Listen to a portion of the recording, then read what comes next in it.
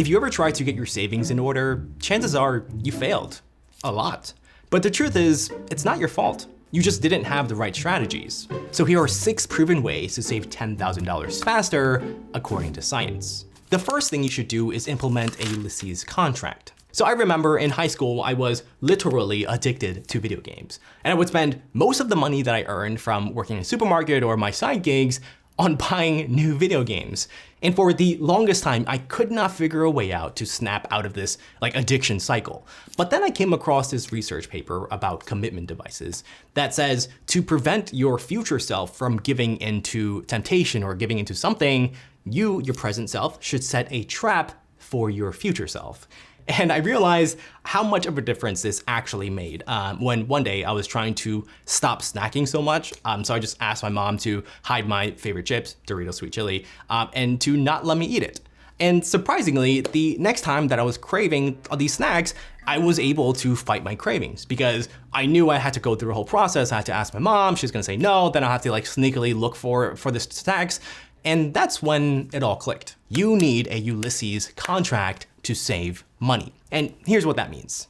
Number 1, if you are spending more money than you want, you need to add internal friction to it, okay? So for example, people on Reddit, I found this, freeze their credit cards in a block of ice so they have to wait for it to unfreeze before they can use it.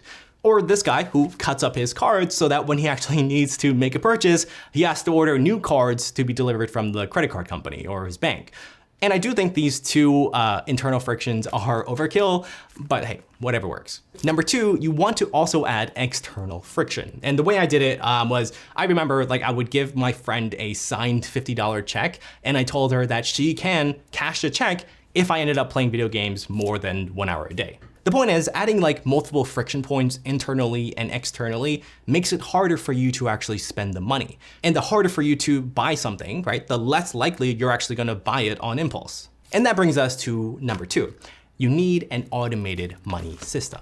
So something that I realized over the years about saving money and managing money is that even if you know everything that you need to do, you could still mess everything up. And I only realized this when I try to eat healthier as an adult. You're gonna see a pattern where I try to eat healthier all the time and then I give in.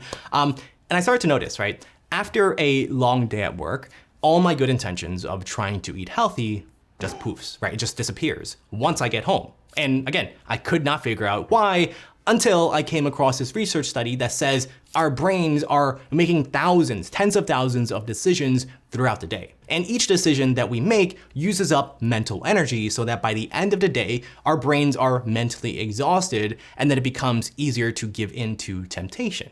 And I realized how powerful knowing this was when I set up my first money automation. And surprisingly, without any effort, right? I spent less money and I saved more money than ever before. And this is when everything started to make sense, right? If you are serious about saving money, you can't rely on your willpower or your motivation alone. You need an automated money system. And here's how. Number 1, and just showing you a small part of my system, it kind of looks like this. So a portion of my paycheck automatically flows into my pre-tax retirement accounts, and the rest flows into my command center account, which further splits into sub-accounts based on my goals. My post-tax retirement and saving accounts automatically pull a fixed percentage from my command center account, and then my subscription and my bills are automatically paid for with my credit card, which my command center account then takes care of on autopilot. It sounds very confusing, but in short, I spend a couple of minutes a month managing my money and I save more than ever before. Number 2, so I've talked about financial automations a lot on this channel before, and every single time I do it, I would get so many comments from people asking how can they do it. So I created a free 5-day savings challenge where over the next 5 days, I basically teach you step by step how to set up your own money automation system so you can save more money without feeling overwhelmed or having to pinch any pennies. When I fully applied and implemented this system, it didn't just help me save a lot more money, right? It completely changed my relationship with it. So if you want to join, it starts on Monday. It's completely free. You can grab your spot by clicking the link down below or just scanning this QR code.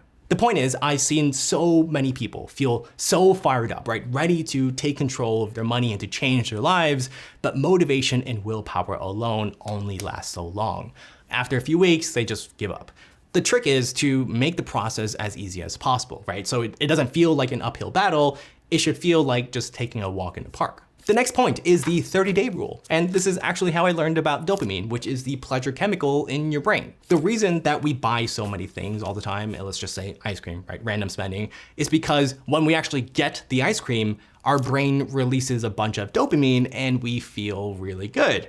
But a lot of people don't realize that most of the dopamine that our brain releases is actually released from the anticipation of the purchase and not actually after you get the thing itself. Does that make sense? And I can pretty much tell you this from my experience, and I'm sure you can relate to this. Like every single time that I buy something that I've wanted for a while, like this water seltzer machine, right? I would get really, really excited about it. Then within 1 to 2 weeks, I would completely forget about it and I'm just back to my normal state of happiness. And I'm not alone in this. I'm not crazy. The average person drops about $3,300 a year on impulse purchases, and almost half of those end in regret. The best way to still get that dopamine hit without spending money is to trick your brain to release just enough dopamine to get your fill. And the way I found to do this was implementing the 30-day rule, and here's how you do it. 1, the next time you see something that you really want to buy, open up your phone and create a list, okay? And call it the not now but later list. And you just want to write that thing in there. And your brain is going to release dopamine and make you feel good about it because you are anticipating the purchase, and writing it down just solidifies that fact. Number 2, force yourself to wait 30 days before you buy that thing. And if by the end of the 30 days and you still want to get that thing, then go get it. But what happens 95.75% of the time is that after that thing, that item has been on the list for like 10, 12 days, let alone 30 days, for me at least, I realized that I actually didn't want the thing in the first place, and it was just an impulse purchase. And that brings us to the next strategy, which is the 1-1 rule. And this applies when sometimes you just have to buy something. Like last year, right? I wanted a long coat for winter. I already had one from 8 years ago, but it was too small for me. So what I did was I just looked online. I got one from COS for like $400. I tried it on and I immediately was like, heck no. This $400 coat felt mad paper thin and it felt like I wasn't wearing anything, right? That's how bad the material was. And then one day I was in a thrift shop and I found this. This bad boy, 100% wool. Made in the USA, it's vintage, so the quality is superior to anything made nowadays, and it only cost me $12. The thing is, sometimes you just need to buy something, like if something broke or you just need it, right? In these cases, the best way to save money is by following the 1-1 rule. And here's how you do it. Step 1, try to only buy something new if you are replacing something that's broken or it's too small or it's worn out. Step 2, try to buy the replacement secondhand, because old stuff, vintage stuff is usually a lot better quality and is more affordable. And if you can't find it secondhand, it's all right, just buy it new then. Step 3, once you get the replacement, the old thing has to go. Like if I get a new laptop, then I'd sell the old one on eBay or wherever. And if I can't sell it, then I'll just donate it. The point is, instead of buying a bunch of stuff that you don't need, try to only buy something new when you have to replace something old. Also, let's say you want something completely brand new, like a Ninja Creamy and you never owned one before. If you manage just fine without something up until now, and you are trying to save money, that's usually a sign that you don't actually need it at all. Okay, so I recorded this next one after I finished the entire video already because it's just way too good to leave out.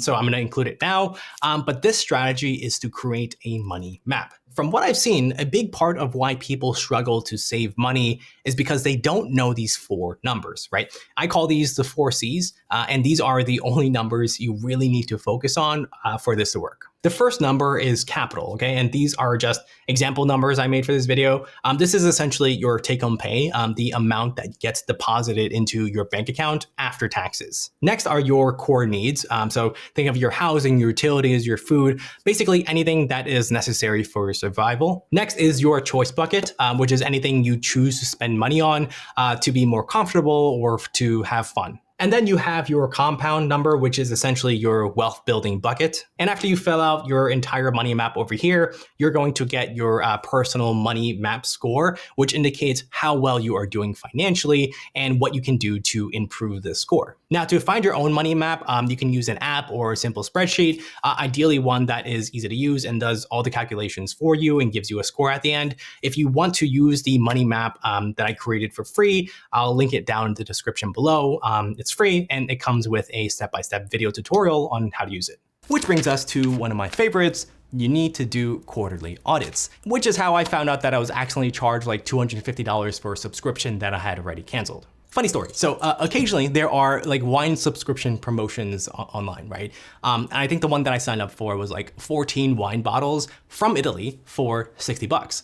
Now, I don't normally drink wine because it makes me really sleepy, but $4 for a wine bottle from Italy, delivered straight to your door? So you know me, Mr. Frugal, I subscribed, I got the 14 bottles of wine in person, and then I immediately canceled. But then, not 2 months later, they charged me for another 14 bottles. And this time, they charged the full price, the non-promo price, which was like $250.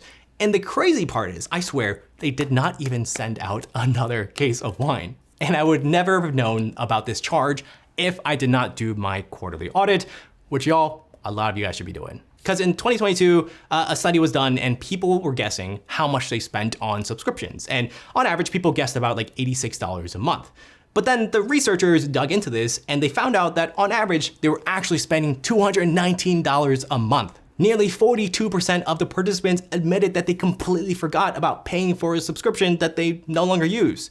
So here's how you properly do a quarterly audit. Number 1, every 3 months, okay? Export in Excel or Google Sheets your last 3 months of financial statements from your bank or your credit cards. Number 2, highlight the columns with the name of the transaction, right? Click Format, Conditional Formatting, Custom Formula, and put this formula in based on your own columns. And what this does, it's going to auto-highlight your reoccurring subscriptions. Next, look through this list and see if you still use that subscription. If you don't, cancel it. And then send an email to the company, their customer service, asking for a refund for the difference because you weren't aware that you were still being charged for it. I've done this a couple of times and 99% of the time, you will get your money back. Next, for these subscriptions that you do use, but are more expensive than you thought because maybe the promotion period ended or whatever, see if you can negotiate or find a cheaper alternative. Like, do you really need unlimited data on your phone or is just 50 gigs of data fine?